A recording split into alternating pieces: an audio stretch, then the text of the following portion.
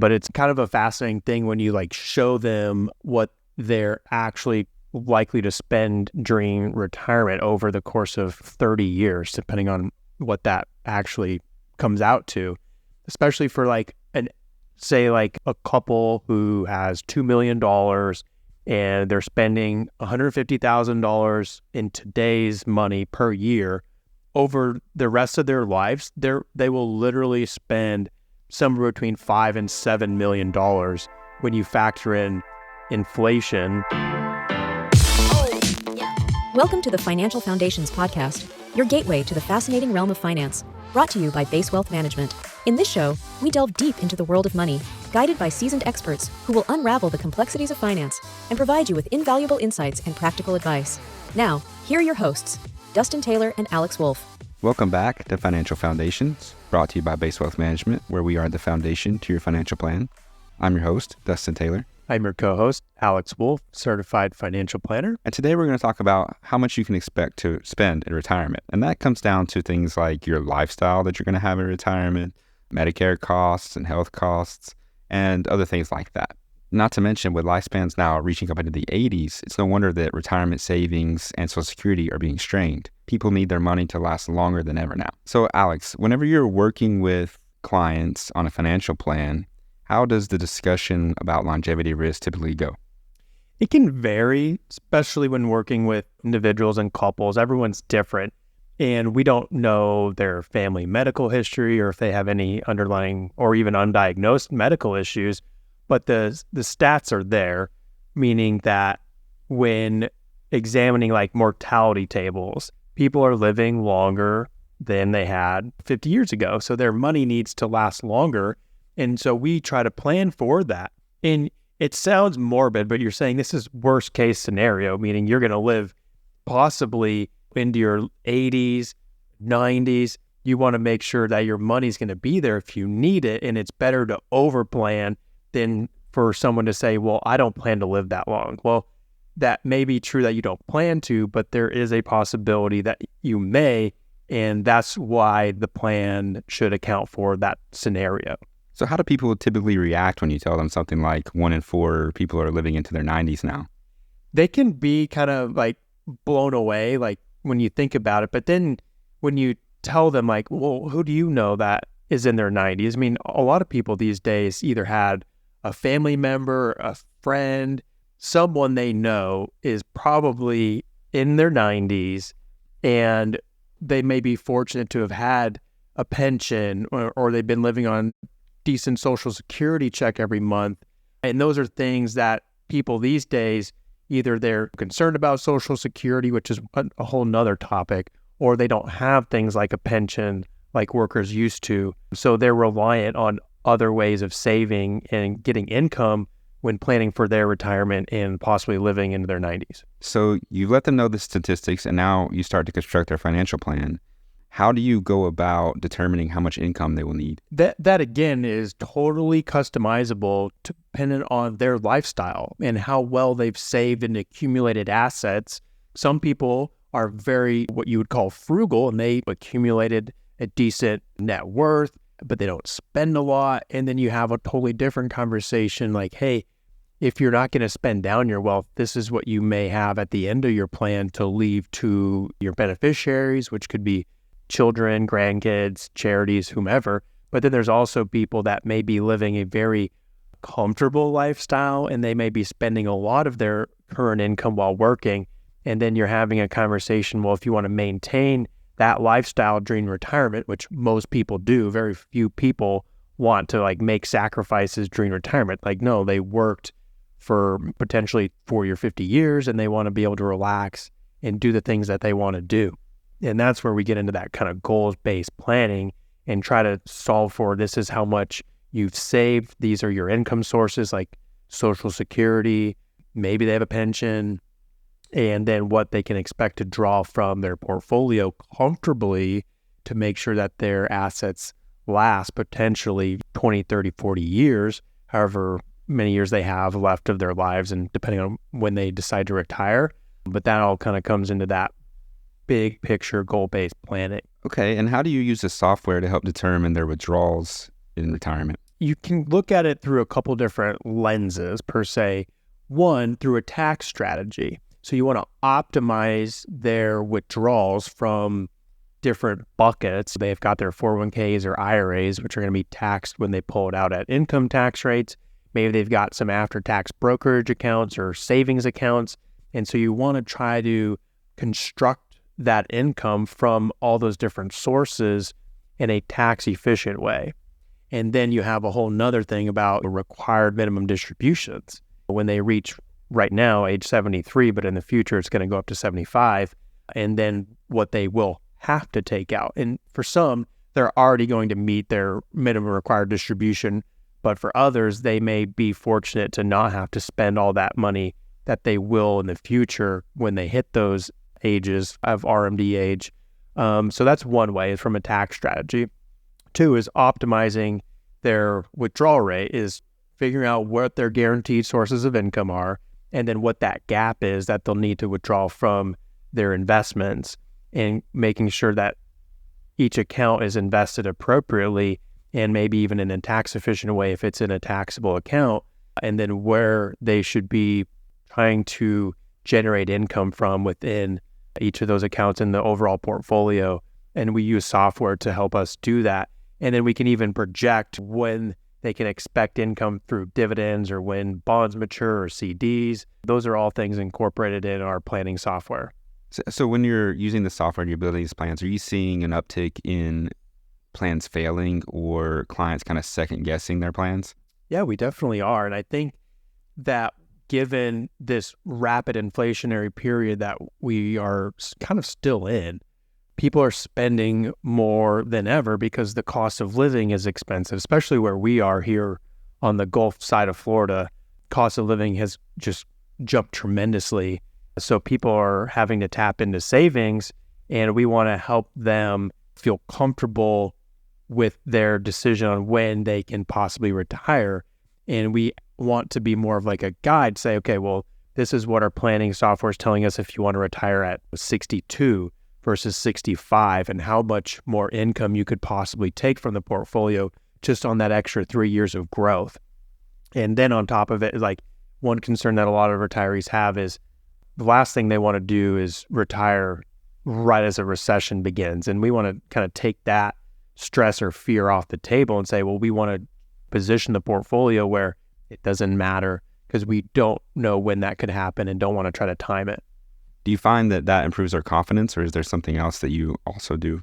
I think it definitely does improve their confidence when you can show them different scenarios in the planning software and how we generate income from the portfolio to help them live with less stress. I think at the end of the day, a lot of people are fearful that when they're no longer making a paycheck or a salary, they don't know how to take money out of their portfolio. It's just a foreign concept because they're used to maybe just putting money in every month.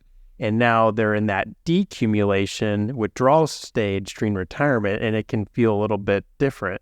So I think kind of showing them how we construct the portfolio in a safe way to help make sure that they have those early years covered, and then also with the long-term growth bucket that's there for future years that you can rely on should you live a long time. Okay, so right now, inflation is kind of a big item because it's so hot right now, but there are other issues that are typical of retirement plans. What are some of those?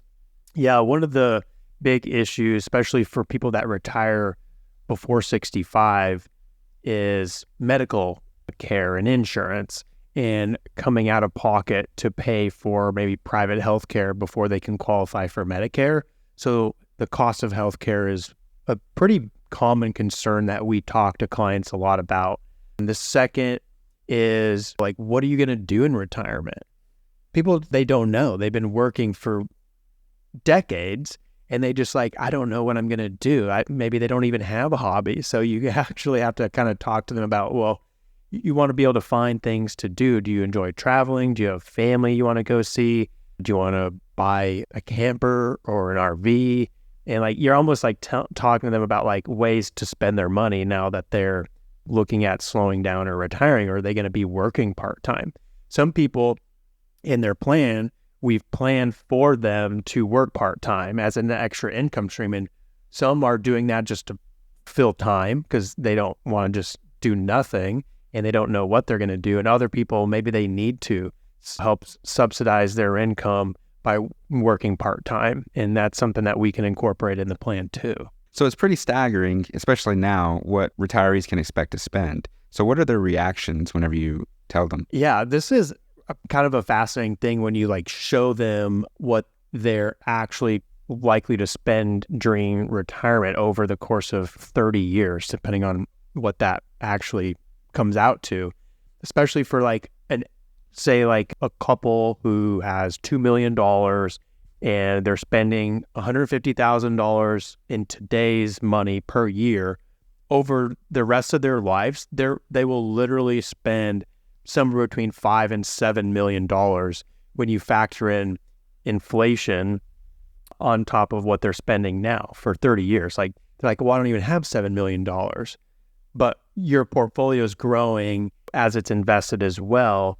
And you've got those other income sources like Social Security. Maybe you've got an annuity or something like that that's also growing with inflation, or you get cost of living adjustments.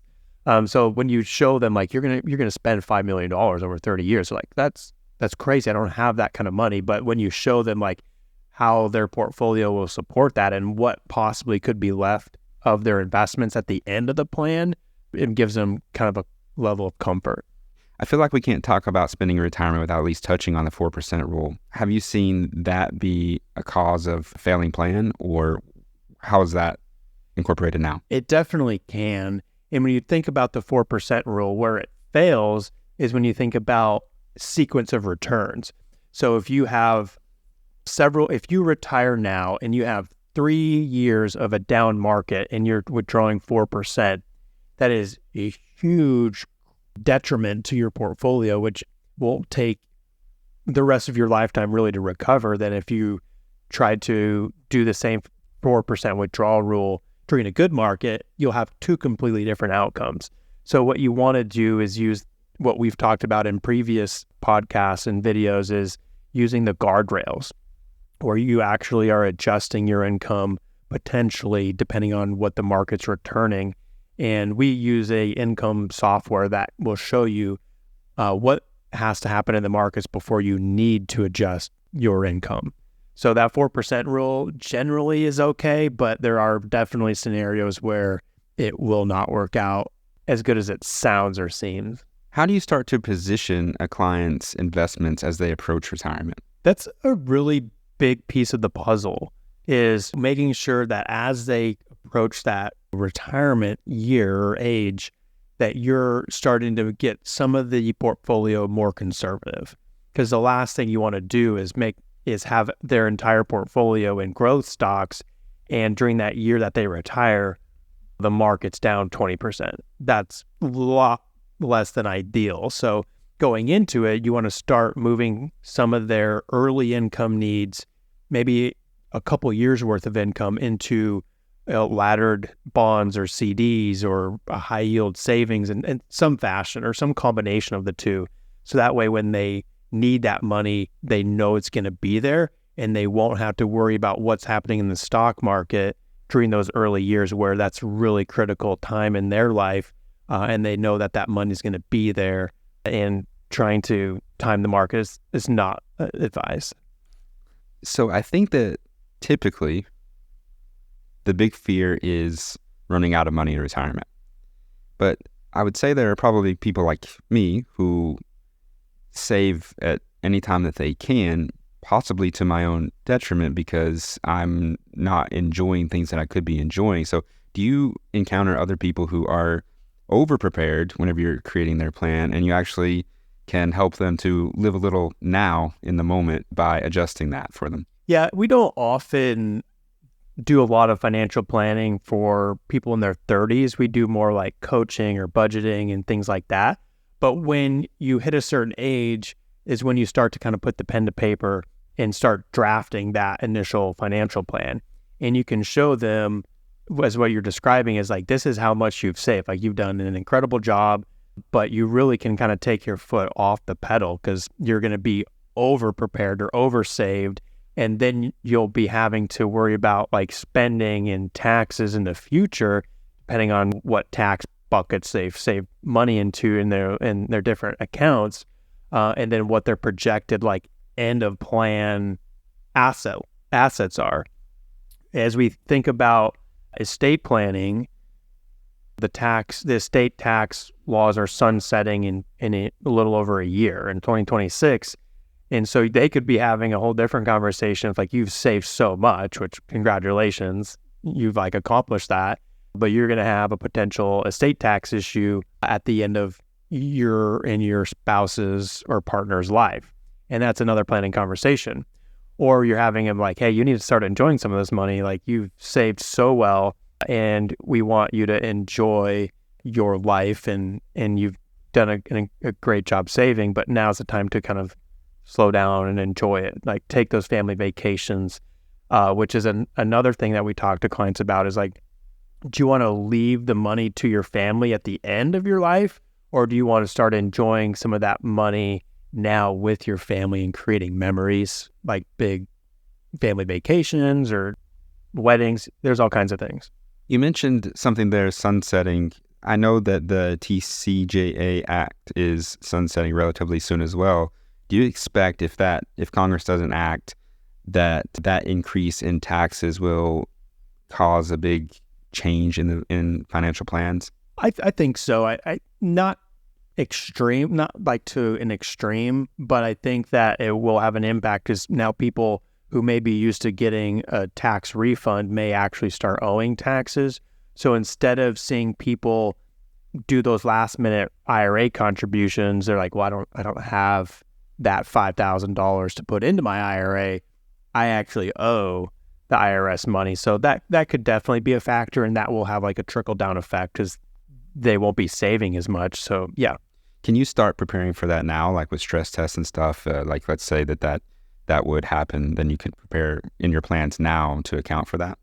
Yeah, in your financial plan, we can account for a variety of different things. One is if you're working with someone who's very cautious about inflation, we can show them what our base inflation is compared to what an inflated inflation number may be and how that affects their plan, which is staggering when you see like we used to use a 2% inflation rate, and when we bump that up to a 2.5 over the course of their plan, it really was ugly when you looked at how big of a gap that was when just a 0.5 percentage more in inflation over 40 years is compared to just a 2%. It was pretty eye-opening. So those are the things that we can account for in the plan, such as increased tax rates. And in the planning software, it's already accounted for those sunsetting. So as you can tell, retirees can expect to spend quite a lot in retirement. Inflation and a high cost of living attribute to that. I think it goes to highlight the importance of having a proper financial plan in place especially during these times of inflation and cost of living, and people are maybe tapping into savings more. You really cannot prepare enough. And if you want to make sure that you can retire when you want to have these conversations sooner rather than later. Right. And so if you want more tips on how you can better prepare for retirement, then be sure to check out our website at basewealthmanagement.com. There are a ton of resources there, including podcast episodes, more videos, articles, and more. Also, be sure to tune in on your favorite podcast listening app where you can find our Financial Foundations podcast, which you're listening to right now. I'm Dustin Taylor. I'm Alex Wolfe. And happy listening. We hope the expertise shared by our hosts, Dustin Taylor and Alex Wolfe, has left you feeling empowered and informed. If you're eager for more financial wisdom, don't forget to subscribe, rate, and share the show with your friends, family, and colleagues. Until next time, stay sharp in the world of finance.